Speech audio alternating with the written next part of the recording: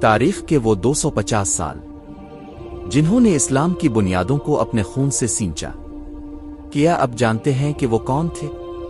جنہوں نے تلواروں کے سائے میں حق کا علم بلند رکھا، جن کا سلسلہ کوفہ کی گلیوں سے شروع ہو کر سامروا کے زندانوں تک پھیلا ہوا تھا۔ ایک ایسا سفر جہاں ہر قدم پر قربانی تھی، ہر سانس میں صبر تھا اور ہر فیصلے میں خدا کی رضا۔ آج ہم پردہ اٹھانے جا رہے ہیں تاریخ کے ان سنہری ابواب سے جنہیں 12 ائمہ کہا جاتا ہے۔ حق کی وہ داستان جو حضرت علی سے شروع ہو کر امام حسن عسکر پر آ کر ایک خاص موڑ لیتی ہے۔ تیار ہو جائیے ایک ایسے روحانی سفر کے لیے جو آپ کی روح کو جھنجھوڑ دے گا۔ اسلامی تاریخ محض فتوحات کا نام نہیں، بلکہ یہ نام ہے ان ہستیوں کے کردار کا جنہوں نے مشکل ترین حالات میں بھی اخلاقیات اور شریعت کا دامن نہیں چھوڑا۔ رسول اللہ علیہ وآلہ وسلم کے بعد امت کی رہنمائی کے لیے جن ہستیوں نے اپنے علم، تقوی اور شجاعت سے چراغ روشن کیے، وہ تاریخ کے ماتھے کا جھومر ہے۔ اہل بیت نبوت کا یہ وہ مقدس سلسلہ ہے جسے دنیا 12 ائمہ اکرام کے نام سے جانتی ہے۔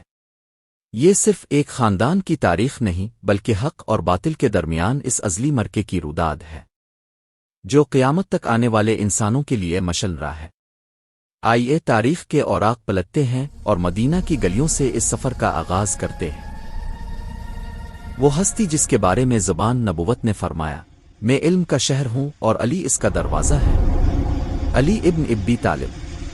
وہ بچپن جس نے بت پرستی نہیں دیکھی، وہ جوانی جو بستر رسول پر موت کی آنکھوں میں آنکھیں ڈال کر سوئی۔ حضرت علی کا دور خلافت عدل و انصاف کی وہ مثال ہے جسے رہتی دنیا تک فراموش نہیں کیا جا سکتا۔ آپ نے بتایا کہ حکومت طاقت کا نہیں بلکہ امانت کا نام ہے۔ کوفہ کی مسجد میں سجدے کی حالت میں دی گئی وہ قربانی دراصل انسانیت کو بیدار کرنے کا ایک پیغام تھا۔ آپ ائمہ کرام کے اس سلسلے کے پہلے امام اور شجاعت کا وہ حمالیہ ہے جس کی چوٹی تک کوئی نہ پہنچ سکا۔ امام حسن اور امام حسین۔ حضرت علی کے بعد کائنات نے دیکھا 2 ایسے شہزادوں کو جنہیں جنت کے نوجوانوں کا سردار کہا گیا۔ امام حسن جنہوں نے امت کو خونریزی سے بچانے کے لیے تخت خلافت کو ٹھکرا کر اصلاح کا وہ عظیم درس دیا جو رہتی دنیا تک سیاست اسلامی کا بنیادی ستون رہے گا۔ اور پھر امام حسین، وہ نام جس کے بغیر اسلام کی تاریخ ادھوری ہے۔ کربلا کا تپتا ہوا میدان، 72 نفوس اور سامنے وقت کا جابر حکمران۔ حسین نے گردن کٹا دی مگر بیعت نہ کی۔ یہ وہ مقام تھا جہاں 12 ائمہ کے اس سلسلے نے ثابت کر دیا کہ حق کے لیے جان دینا ہی اصل زندگی ہے۔ کربلا کے بعد جب تلواریں میان میں آ گئیں تو ایک نیا محاذ شروع ہوا۔ یہ محاذ تھا علم اور دعا کا۔ امام علی بن الحسین جنہیں دنیا زین العابدین کہتی ہے، وہ ہستی جنہوں نے سجدوں میں گر کر اسلام کی روح کو زندہ رکھا۔ ان کے بعد امام محمد باقر نے علم کے وہ خزانے کھولے جو برسوں سے چھپے ہوئے تھے۔ اور پھر آیا امام جعفر صادق کا دور، ایک ایسی درسگاہ جہاں جابر بن حیان جیسے سائنسدان اور امام ابو حنیفہ جیسے فقہا نے زانوی تلمذ طے کیے۔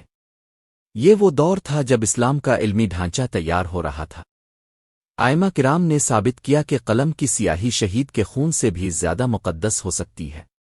وقت گزرتا گیا، ائمہ کرام کے علم کی خوشبو دور دور تک پھیل گئی، لیکن یہ شہرت وقت کے جابر حکمرانوں کو کھٹکنے لگی۔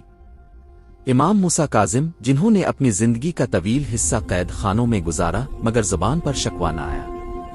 ان کے فرزند امام علی رضا جنہیں خراسان کی سرزمین آج بھی سلام کرتی ہے، پھر امام محمد تقی رحمت اللہ، امام علی نقی اور آخر میں امام حسن عسکری رحمت اللہ، ان ہستیوں کا دور حیات قید و بند، کڑی نگرانی اور سخت پہروں میں گزرا۔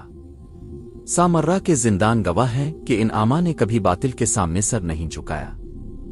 امام حسن عسکری رحمت اللہ کی وفات کے ساتھ ہی اس سلسلے کا وہ ظاہری باب مکمل ہوا جس نے امت کی علمی اور روحانی آبیاری کی تھی۔ غور کیجیے، یہ 12 ہستیاں کون تھیں؟